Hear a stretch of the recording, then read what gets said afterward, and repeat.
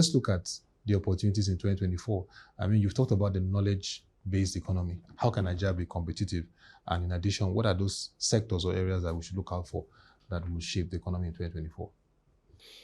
Well, the conversation about the impact of new technologies on industrialization up to 1990, industrialization was about physical technology, about the wheel, about engines, whether it's rail transport or sea transport or air transport or road transport. The factories was about physical technology, and mechanization of economic activities, whether it's farm or factory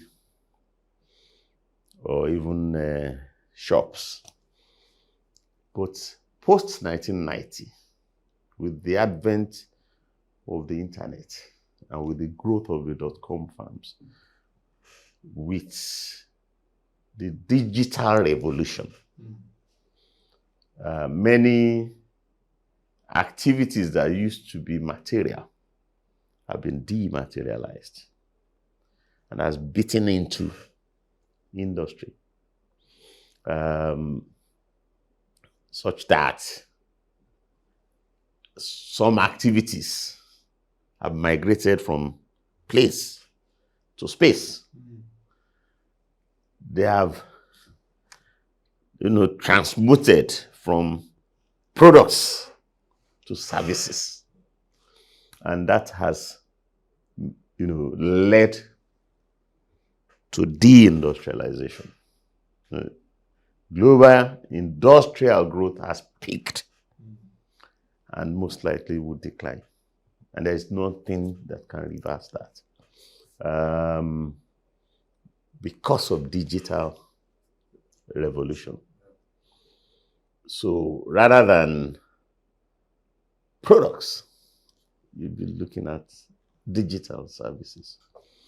It's not just digital revolution. There's also biotechnological revolution that is contributing to the deindustrialization.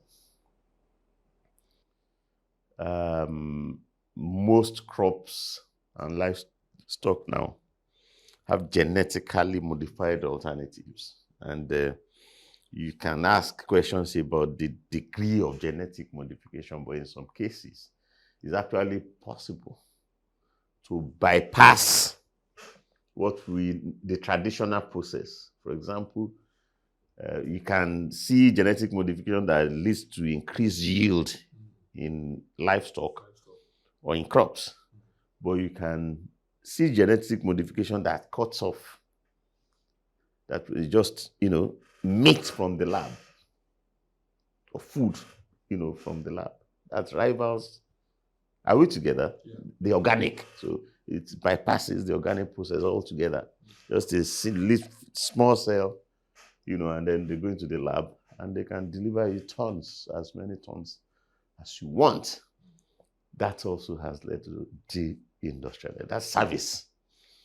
And the third industrial revolution, tech revolution that is halting industrialization is the ecological technology, in which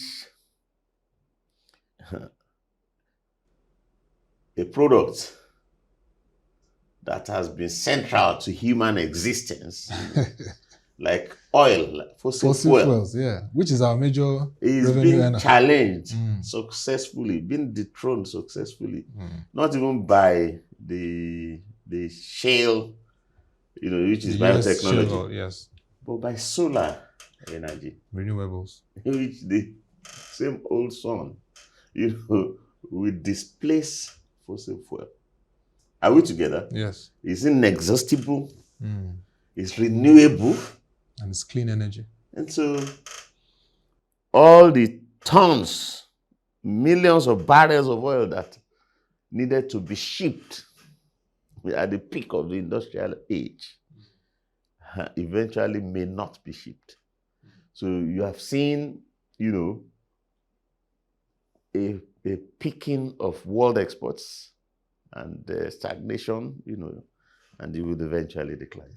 Yes, and it's irredeemable. All the activities that have been digitized will never be on board, will never be shipped anywhere. So when you render services, all the services that are being rendered on Facebook now, do they count as import or as export? Not many of them lend themselves to easy classification as, even, when you bought software in the past, it was a product you bought, floppy disk and so on. Don't buy software anymore. So exports, industry-led ecosystem has ended. So we are in the post-industrial phase.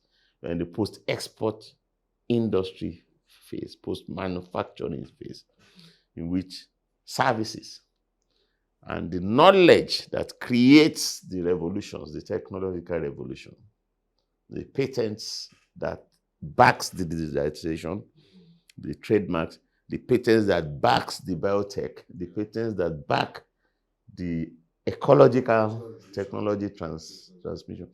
And they are feeding back even into the physical technology, So we're in that age where your ability to contribute to new inventions, new technological inventions. So we are moving away from a production-dominated world to an innovation-dominated world. And if you look at the most prosperous companies today, and you ask the question, are they producers or are they innovators? They're more likely to answer as innovators. Because many of them don't even produce their own products. Apple has no factory. They call Apple a factoryless manufacturer. It contracts other people to produce, but it has a stronghold on its innovation. Assets creation, digital asset creation, physical asset creation. And it has a stronghold on its market. So it doesn't matter who produces Apple products. For Apple, you can't even get to buy Apple software or to work on a counterfeit. Are we together? So they market their product, they service their products. Their products are basically devices that help you to access services. Are we together? So how does Nigeria play in that system? Invest in your human capital. So invest first in your human capital. And then you will join the global knowledge service ecosystem. There's no tech company now that does not have an Indian in the leadership. And I told them that, look, if you go to Europe, US, they have the best universities, they always have. But if you look at the top universities, you find more Indians and Chinese in graduate programs and on the faculty than the nationals. And those countries, China and India, had sponsored their nationals straight from the government's purse. So Nigeria should follow suit. Do not hesitate. Philippines trains not just doctors, nurses, sailors. They also develop domestic workers and help them. So do not save money when it comes to investing on your human capital. It makes you better off. It makes you take better decisions as a nation, and it makes you richer.